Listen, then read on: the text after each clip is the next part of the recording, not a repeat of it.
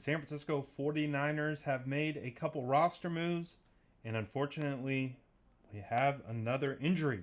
I'm going to get into the injury in a second, but let's talk about some of the moves that were made.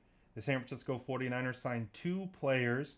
They have signed Michael Dunn, who is an offensive lineman. He has a decent amount of experience. He has been in the league for quite some time. He's had some starts.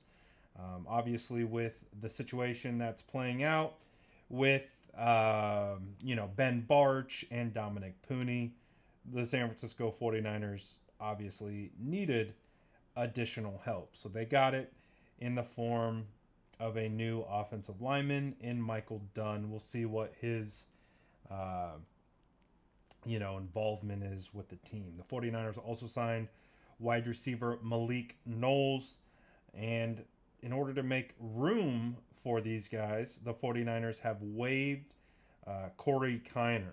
So the situation with Corey Kiner, we understand he has a severe high ankle sprain. If he clears waivers, he will revert to the 49ers injured reserve list. So they have, I would assume that is the most likely outcome. He will clear waivers and he will revert to 49ers IR. Just an unfortunate situation for Kiner, who was showing to have a pretty decent camp. The 49ers also released defensive lineman Damone Harris in a corresponding move.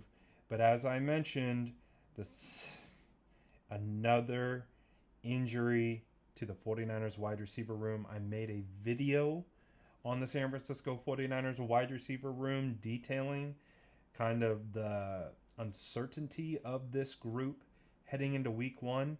And that involved, at the time of the video, a healthy Jacob Cowing. As we know, things change quickly. And as it stands right now, we don't know the full extent of Jacob Cowing's injury. But Matt Mayoko is reporting that Jacob Cowing did not practice today after sustaining what appeared to be a lower body injury yesterday in practice. And that's crazy. Because if you watch my previous video talking about the 49ers potential wide receivers heading to week one, I had said that there's a potential that the 49ers only have three available wide receivers, with Brandon Ayuk potentially starting on PUP, maybe Jawan Jennings missing week one with his calf, maybe Demarcus Robinson getting suspended for his DUI. Um, you know, there's not a lot of bodies left. It's Ricky and Jordan Watkins is probably going to miss week one with a severe, high ankle sprain. That left Ricky Pearsall, Jacob Cowing, and I believe Russell Gage makes the roster just due to the thin group that they have. And Jacob Cowing now is hurt. Again, I don't know if this will be a small injury. I don't know if this is a significant injury. I don't know if this is a retweak to his hamstring that kept him out of most of training camp, but it's not a good situation. It's really really not. The 49ers at this point are just trying to get healthy bodies to week 1, and it's an unfortunate situation, man. I mean, that's crazy. That we know that the injury bug loves to hang out around the 49ers, but it's getting to a situation where they are going to have to make very interesting adjustments for the simple fact of having bodies on the field, because you're not going to cut guys like Brandon Ayuk or Jawan Jennings or Demarcus Robinson. That's not going to happen. But if they aren't available week 1, you have to have bodies, and you have to have roster spots, and you have to. I mean, it's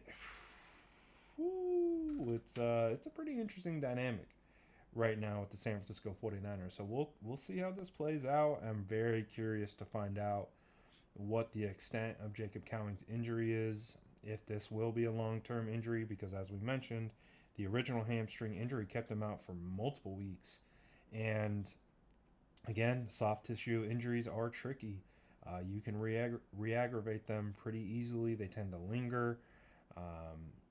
It's unfortunate. And again, I'm speculating. I don't know what the injury is. could be something completely um, different than a hamstring.